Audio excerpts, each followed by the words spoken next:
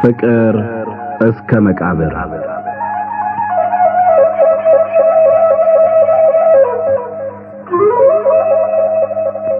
ደራሲ ሐዲስ ዓለማየሁ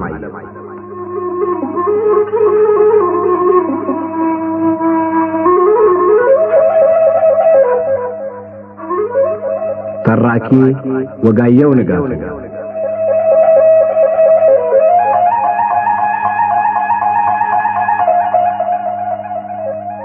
ፍቅር እስከ መቃብር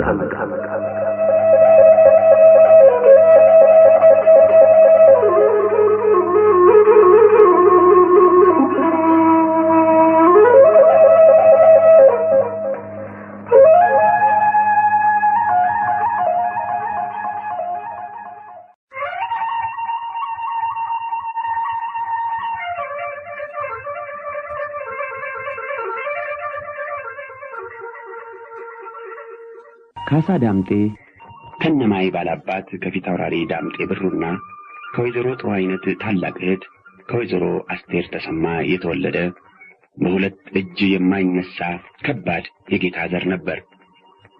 በመኳንንት ልጆች ወግ የቤተ መንግስት ሥርዓት እያጠናና ደጅ እየጠና ቢያድግ ኖሮ ቢያንስ የአባቱን ግዛት ባላጣ ነበር። ነገር ግን አባቱ በሕፃንነቱ ስለሞቱና ምቀኞች ዘመዶቹ እንኳን ይህን ዕድል እንዲያገኝ ሊያደፋፍሩትና ወደፊት ሊገፉት ቀድሞ እፊት ቢያገኙትም ወደ ኋላ ለመጎተት የማይመለሱ ስለነበሩ ከቤተ መንግስት ርቆ ከእናቱ ዘንድ አደገ።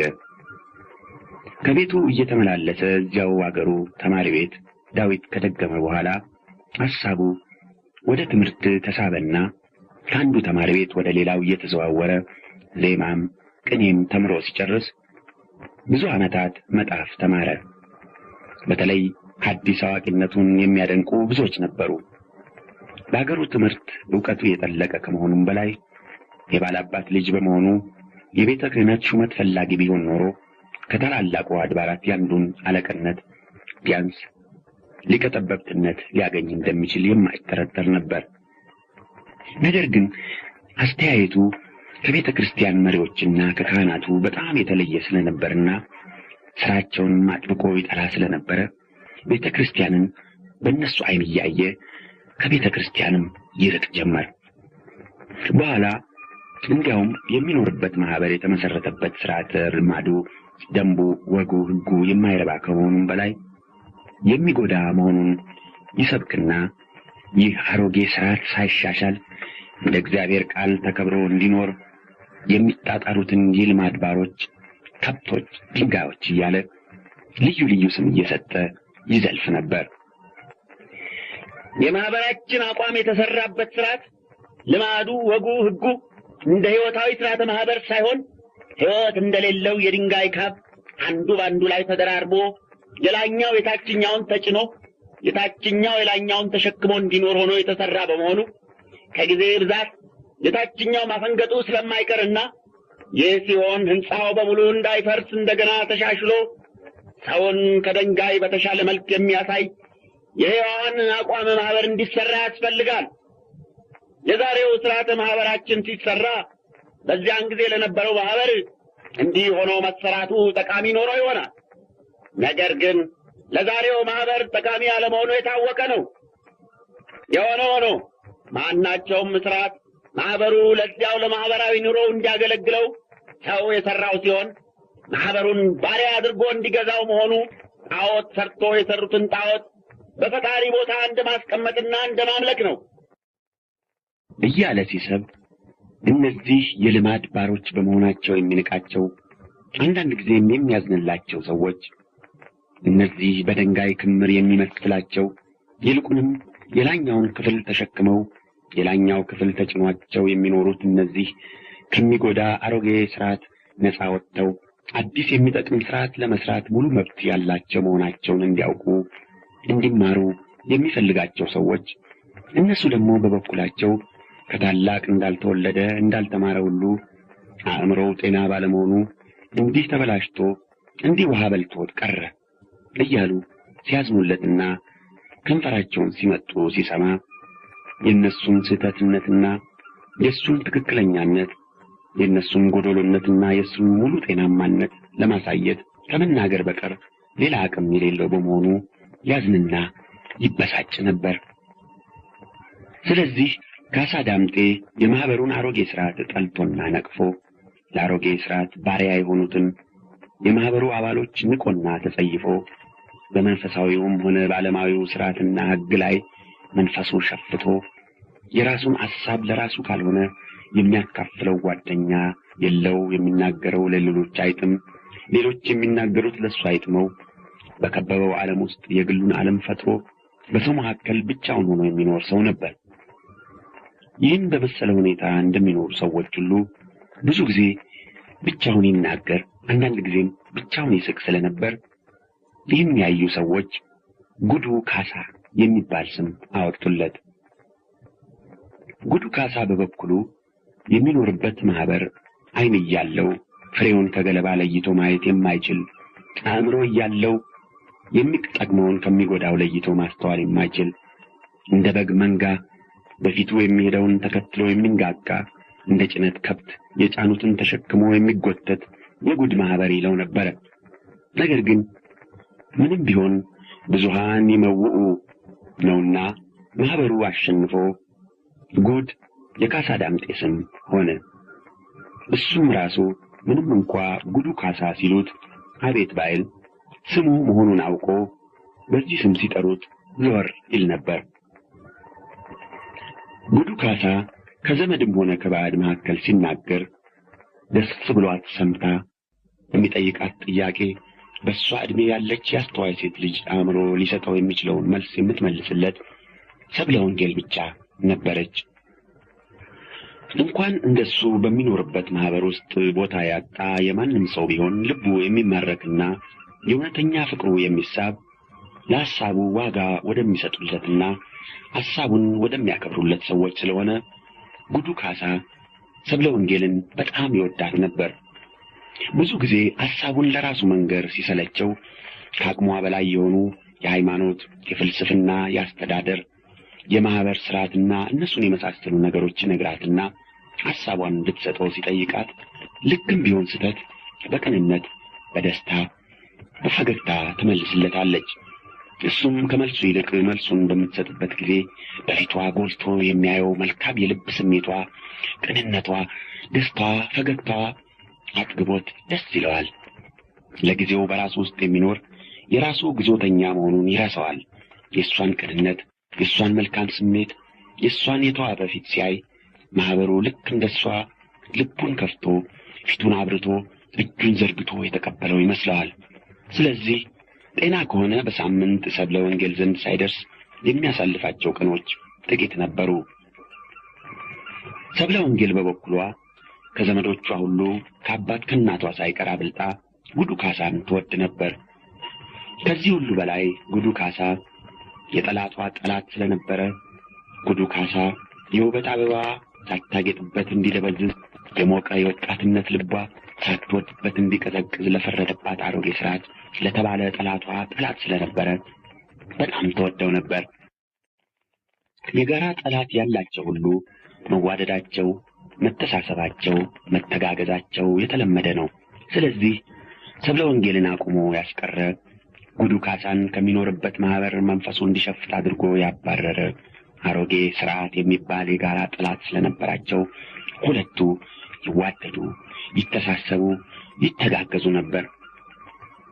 ጉዱ ካሳ የወጣቶችን ዓለም ከአዋቆች ዓለም በሚለየው ድንበር በ40 ዘመኑ ላይ ስለነበረ የወጣቶችን ስሜት ገና ያልረሳ፣ ገና ያልሳተ፣ የአዋቆችን ያስተዋይነት የተመለከተ በመሆኑ የወጣትነት ስሜት ተካፋይዋ፣ ወዲያውም መካሯና አስተማሪዋ ነበር።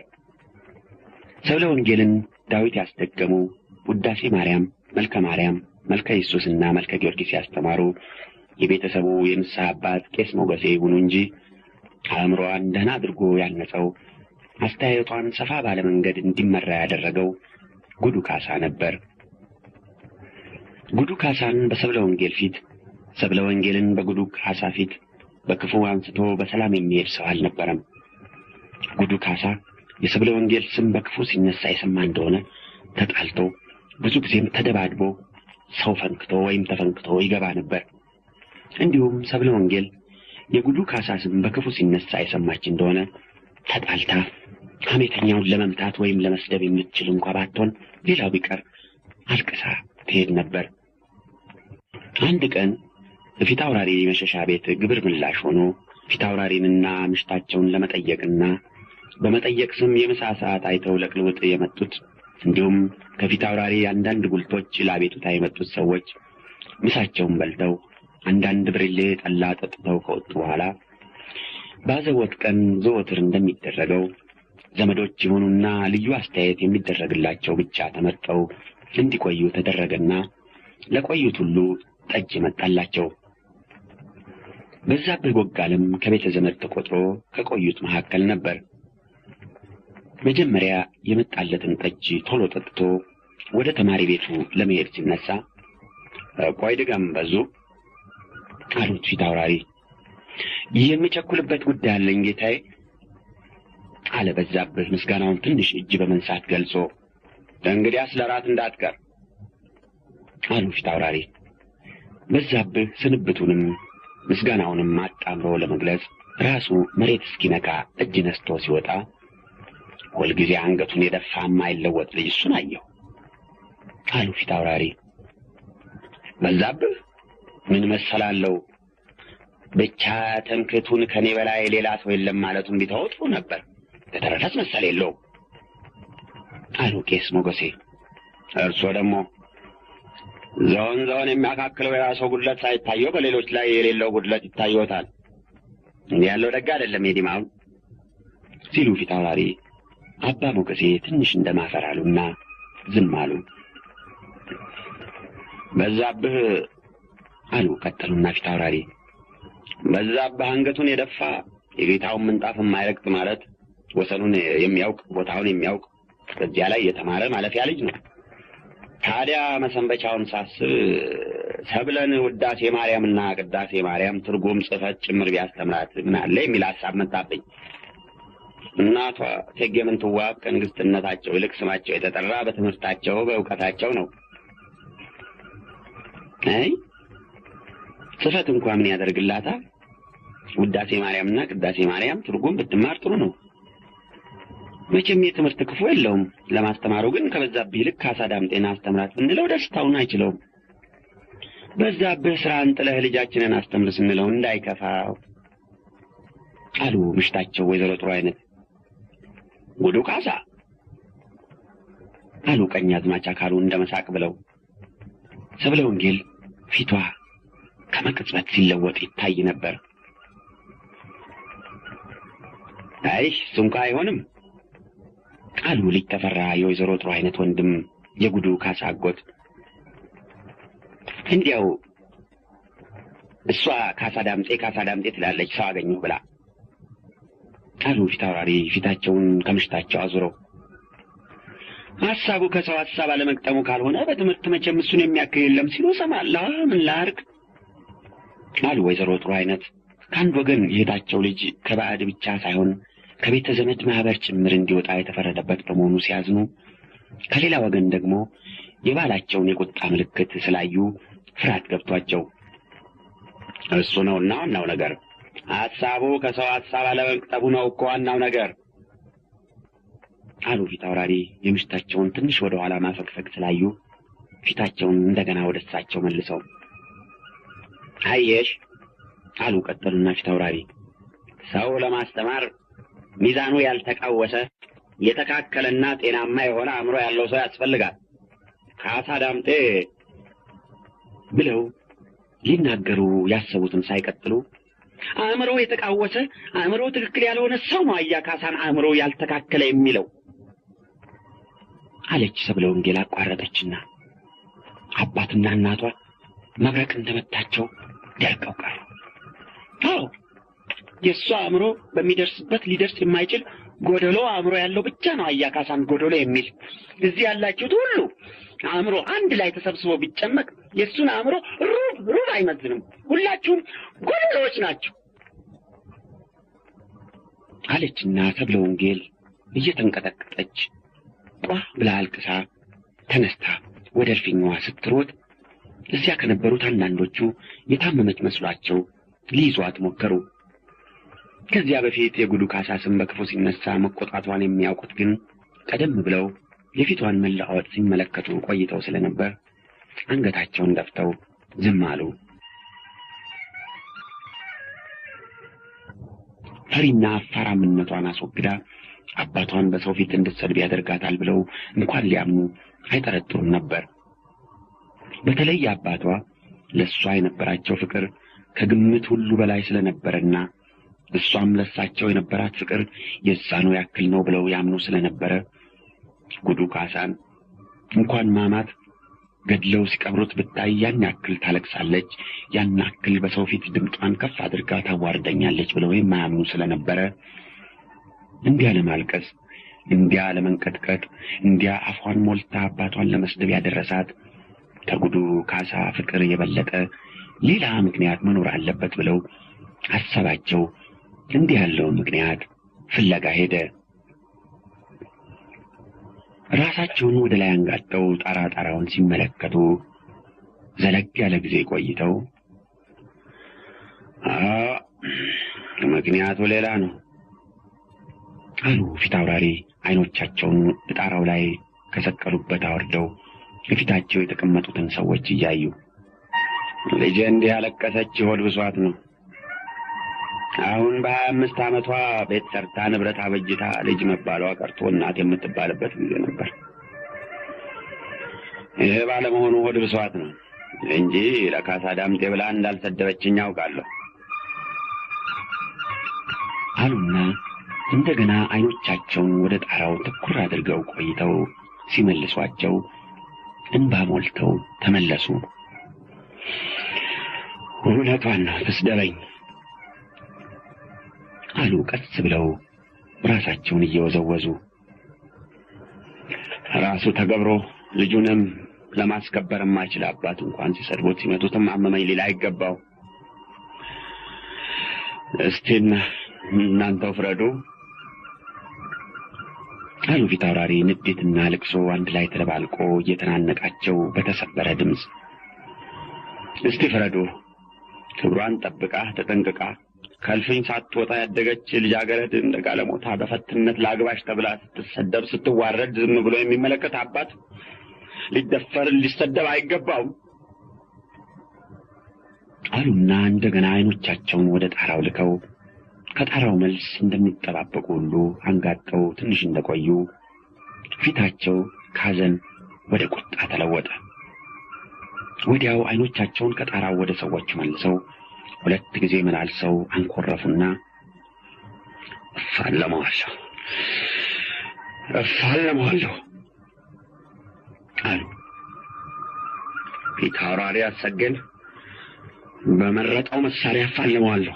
በጦር ቢል በጦር፣ በጎራዴ ቢል በጎራዴ፣ ያለዚያም በጥይት በመረጠው መሳሪያ እፋለመዋለሁ። እኔ መሸሻይ፣ እኔ ደፋር ጌታ አሉ። የግንባራቸው መንታ ቀንድ ከማንኛውም ጊዜ የበለጠ ረዝሞ እድሜ ባሳሳው የራስ ጠጉራቸው ውስጥ ተገትሮ እየታየ ምን ነው ጌታዬ አሉ ቄስ ሞገሴ ተነስተው። ምን ነው ጌታዬ ያለቀ ነገር እንደገና ይጀምራሉ። የሰብለ ለቅሶ ለእርሱ አዲስ ሆነቦ እንጂ እዚህ ላለ ነው ሁሉ የተለመደ ነው። የካሳ ዳምጤ ስም በክፉ ሲነሳ ሰምታ ሳትጣላ ወይም ሳታለቅስ ዝም ብላ ስታሳልፍ አይቻለሁ የሚል እዚህ ካሉት ሁሉ ይገኝ እንደሆነ እስቲ አንድ ባንድ ይጠይቁ። ስለዚህ እባክዎ በሚወዱት በዲማው ጊዮርጊስ የእሷ ለቅሶ ምክንያት ሆኖ የእሷ ለቅሶ የሰይጣን መላክተኛ ሆኖ ትናንት በደህና የተፈጸመው ነገር አይፍረስ። ሰይጣን የዋዛ አይደለም፣ ረቂቅ ነው። መልካም ነገር ለማበላሸት የሚገባበት አይታይምና እንወቅበት። ይበሉ ሰማው ይቀመጡ። ልጄን ከማንም የበለጠ እኔ ስለማውቃት የእሷን ባህሪ እንዲነግረኝ የምጠይቀው ሰው እዚህ የለም። ፊታውራሪ አሰገን እፋለማለሁ ብዬ ካፌ ወጥቷል። የተፋሁትን መልሼ መዋጥ ልማዴ አይደለምና ይልቅ ቀኛዝማች አካሉ ሂድና ሸማ ጥለህለት ወዲያውም መሳሪያ አስመርጠህ ቀንና ቦታ አስወስነህና አሉ ፊታውራሪ። አይደለም ጌታዬ፣ እስቲ አስቀድመን ሸማ ከመጣልና መሳሪያ ከማስመረጥ በፊት ባለው ነገር ላይ እንነጋገር። በመገደል ወይም በመሞት ብቻ አይደለም እኮ የሰው ክብር የሚጠበቀው። የሚፋለሙት ሰው መሳሪያውን ፊት ወጥሎ ይማሩኝ ፈራሁ ቢሎ አሸናፊነትን ክብር ተቀብለው ይምሩታል እንጂ ካልገደል ክብሬ አይጠበቅም ብለው መሳሪያውን እንደጣል አይገሉትም። እንግዲያስ ምህረት መለመን ከሆነ የሚያስፈልገው ፊታውራሪ አሰገን አስገድደን ምህረት እንዲለምን ለማድረግ ከጨረስን በኋላ ሳልፋለም የሚያቀርበውን ምህረት ልመና አልቀበልም ቢሉ በተመልካችና በሰሚ ፊት ያስፈርድቦታል እንጂ አያስፈርድሎትም። ከዚህም ሌላ ዛሬ እርሶ የሚፋለሙትን የሚገላግሉበት ነው እንጂ የሚፋለሙበት ጊዜ አይደለም። ስለዚህ በእርሶም በእኛም ሰው እንዳይፈርድብን ይህን ሐሳብ እንዲተውትና ነገሩ ትናንት በወሰንነው እንዲያልቅ ሁላችንም እንለምኖታለን አሉ ቀኛዝማች አካሉ ተነስተው። የእሱን ጎልማሳነት የኔን መሸምገል አውቃለሁ። እድሜ ቢሸሸግ አቅም አይሸሸግም። እሱ ጎልማሳ ነው፣ ጀግና ነው። እኔ በእሱ ዓይን ደክሜያለሁ፣ ሬሳ ሆኛለሁ። ቢሆንም እፋለመዋለሁ። ብገድለው የመሸሻ ሬሳው እንኳ ጀግና ገደለ እባላለሁ። ቢገድለኝ ጀግናው ሬሳ ገደለ ነው የሚባለው። በሁለቱም በኩል ክብሩ የኔ ነው። በቃ እንግዲህ ዝም በሉ እንዳንጣላ። የተፋሁትን መልሼ አልወጣውም ብዬ ነግሬያቸዋለሁ። የተሰበሰቡት ሁሉ ቁጣቸውን ሲያዩ የሚያደርጉትን አጥተው ዝም አሉ። ምሽታቸው ብቻ ሁላችሁም እንደኔ ደካማ አድርጎ ያልፈጠራችሁ ብርቶች ናችሁ። አታስሯቸው። እኔን ከነ ልጄ እንዲህ አፍስሰው ወደ ሞት እንዲሄዱ ሲያማክሯችሁ ዝም ብላችሁ ትሰዷቸዋላችሁ። ምነው እርሶስ የነፍስ አባት የተባሉት አይገዝቷቸውም እያሉ ያለቅሱ ነበር። ነገር ግን የፊት አውራሪ ቁጣ ሁሉንም ዝም አሰኛቸው። ፊት አውራሪ መሸሻ ሳይሸመግሉ ከሰው ጋር ተጣልተው ካልተከሰሱ እሳቸው ከሰው በዘመድ ይሁን በአካል ዳኛ ፊት ቆመው አየዋቸው የሚል ሰው አልነበረም። ብዙ ጊዜ ከሰው አይጣሉም።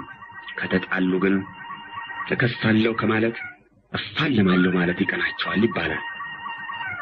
ለዳኛ ቤት ማለት ደካማነትን ወይም ፈሪነትን አምኖ እርዳታ መለመን ነው ይሉ ነበር። ተመቶ ወይም ተሰድቦ ካሱኝ ከሚል መቶ ወይም ሰድቦ ካሳ የሚክሰውን የሚያከብሩ መሆናቸው በማንም ዘንድ የታወቀላቸው ነበሩ።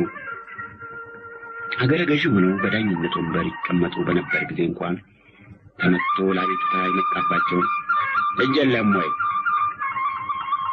ተሰድቦ የመጣባቸውን አፍ የለም ወይ ይላሉ እየተባለ በሰፊው ይነገር ስለነበረና ራሳቸው ኃይለኛ ሆነው ኃይለኞችን የሚደግፉ መሆናቸው የታወቀ ስለሆነ ከተነቀፉባቸውና ግዛታቸው እንዲወሰድባቸው ካደረጉት ምክንያቶች አንዱ ይህ ነው ይባላል። ብቻ ከዚህ የጎልማስነት በሽታ ዕድሜ አድሟቸዋል ተብሎ ሲታመን በ70 ዓመታቸው እንደገና አገረሸባቸው።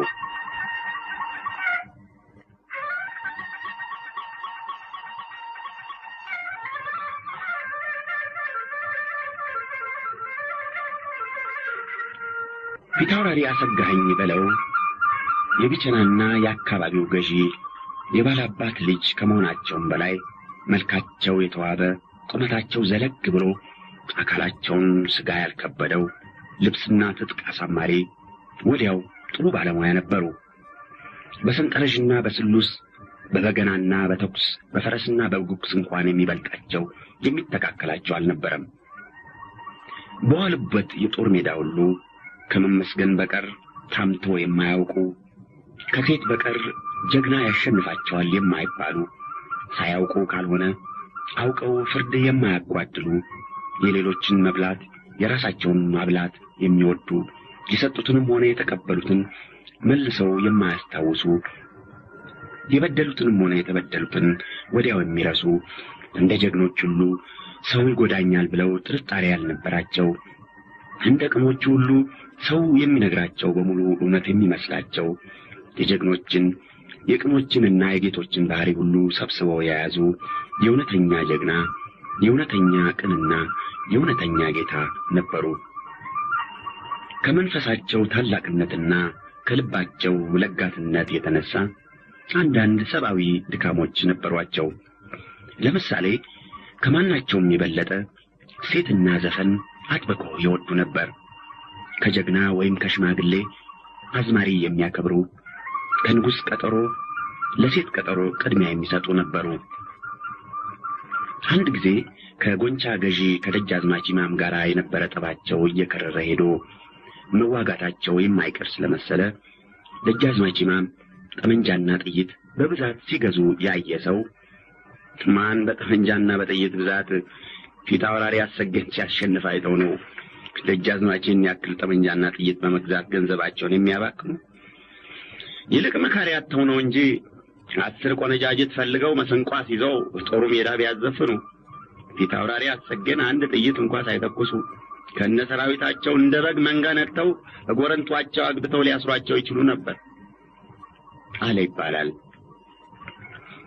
ፊት አውራሪ አሰጌ ቆንጆ ሴት ከመጠን ያለፈ ከመውደዳቸው የተነሳ ቆንጆ ሴት ባዩ ጊዜ አእምሮ የሚሰውር በሽታ እንዳለባቸው ሰዎች ራሳቸውን መግዛት ያቅታቸው ነበር። በጦርነትም ጊዜ አንድ ጥይት ከተተኮሰ በኋላ ከጠላት ጋር ተደባልቀው በጎራዴና በጦር የጨበጣን የሚሰሩትን የጀግንነት ሙያ ሁልጊዜ ከድል በኋላ ሰዎቻቸው ሲተርኩላቸው ትዝታው ይመጣላቸዋል እንጂ በጦርነቱ ጊዜ አስበውና አውቀው ያልሰሩት መሆናቸውን ራሳቸው ይናገሩ ነበር። ታዲያ የሚያስገርመው የጦር አቅዳቸውን በጥንቃቄ አሰናድተውና የሚያደርጉትን አውቀው በሚገጥሟቸው ጠላቶቻቸው ላይ ሁልጊዜም ድል የሚያገኙ እሳቸው ነበሩ። ስለዚህ የፊት አውራሪ አሰጌ ጦር መሪ የቢቸና ጊዮርጊስ ነው እየተባለ ይነገር ነበር።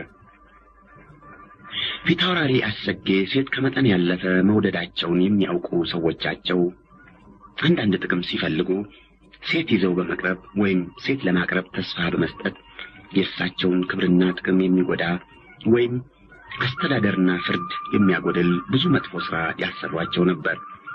እሳቸውም የሚሰሩት መጥፎ ሥራ ክብራቸውንም ሆነ ጥቅማቸውን ወይም በአገረ ገዥነታቸው ስለ አስተዳደርና ስለ ፍርድ የነበረባቸውን ኃላፊነት የሚጎዳ መሆኑን ለጊዜው ማየት አይችሉም ነበር።